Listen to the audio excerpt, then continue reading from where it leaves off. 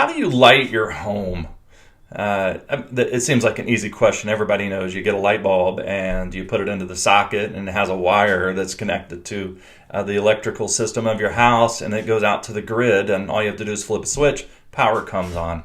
But if you lived before the early part of the 20th century, how you lit your home was by candles and lanterns. And the way you lit your home in the first century, if you were Jesus and his disciples, is that you would take this oil jug. This is an olive oil jug. Got this from a Palestinian archaeologist from the first century. This is an actual jug. And what you would do is you would go and collect olives, and you would put them into like a cement barrel, and you would have this big cement wheel, and you would press it. And the very first time that you would press the olive oil, that would be the first press. And that would be the oil that would come out and you would use use for food. But as you pressed it, essentially the more acidic part of the olive would come out. And that oil, the third and the fourth and the fifth press, wouldn't be good for food. So you would take that and you would pour that into an olive jug like this. And then in order to light your home, you would take a tiny oil lamp like this, an actual oil lamp from the first century in Judea. And you would take it and you would pour it into this lamp, fill it with olive oil, and then you would light it on this end.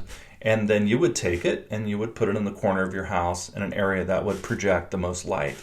And so you'd have 1, 2, 3, 4 of these that would light your house.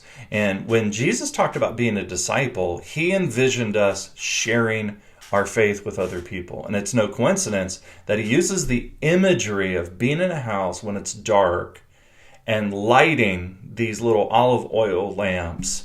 And then he's like, what sense does it make for you to know about the purpose of life and how to help people find their way back to God, and take it and to cover up the lamp? Let your light shine so that other people can see your good deeds and praise your Father is in heaven. In other words, so they can become disciples of Jesus too. And so I want you to imagine you're in the first century in Colossae and you're part of this church and you're so excited about your faith. Unlike today, where it's a pretty Christianized place, we have Christian bookstores and TV shows and everything. It's a Christianized culture. In the first century, no one knew about Jesus. So you're sharing your faith, you're excited, and you're immediately met with opposition. Immediately. And when Paul fires off the letter to Colossians, he realizes very quickly there are lots of problems that people are having in the church. But the very first thing he has to do is he has to help people understand who Jesus is. I didn't talk a lot about this on Sunday morning, but Colossians chapter 1, verse 15 through the end of 20, people believe that is an ancient creed. Creed comes from the Latin credo, I believe. A creed is a belief statement. But they don't think it's like a creed, like this boring list. They think it's a song that was sung.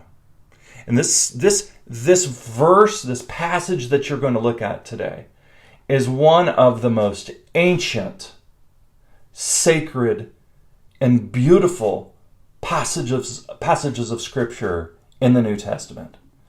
And Paul is explicitly clear in what he's trying to do.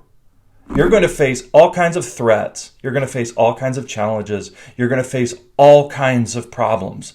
But what you have to do before you address any of those is you have to get Jesus right. You have to understand who he is. Yes, you have to understand his place in the universe and your relationship to him. So have a lot of fun today as you dig into this passage, as you share, as you understand in an even more concrete way who Jesus is. Because what this is brick by brick by brick by brick by brick. You're laying this foundation that can't be moved. That in the face of false teaching, in the face of sin, in the face of discouragement and persecution and stress and whatever you come across. If you have the foundation right, you can face anything. Love you guys. Have a great study. I keep hearing great things about what's going on. Keep digging in and loving each other. Take care.